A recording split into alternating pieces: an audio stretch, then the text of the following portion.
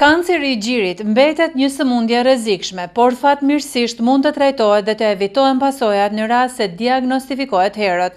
Ndonse femrat janë duke u informuar rreth mundësive që ofron sistemi shëndetësor për diagnostifikim të hershëm, sidomos lidhur me mamografin, na tha radiologu Burim Polloshka. Mund të themi se ka një vetëdijsim kënaqshëm të popullatës në lidhje me sëmundjet e gjirit dhe për ekzaminimet sa më të hershme, në mënyrë që për detektimin sa më të hershëm të sëmundjeve të gjirit.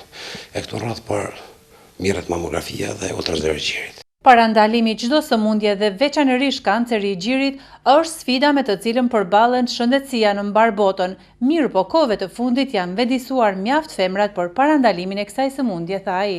Pas statistikave kështu të përgjithshme, mund të themi se diku në vit paraqitet në gjatë të rastet të reja në vit të moshave të ndryshme, mirë po mosha më atakune është për mbi moshën 40 vjeçare. Sa më tepër për çdo rast edhe për çdo eventualitet të lejmëron të mjeku ordinues ose të mjekut të cilin e kanë në mënyrë që prevenimi i hershëm është edhe suksesi, domethënë i sëmundjes. Simptomat të ndryshme zakonisht janë dhimbjet, nëse preket diçka në gjin ndonjë gung apo ndonjë rrodhosje gjirit, këto janë.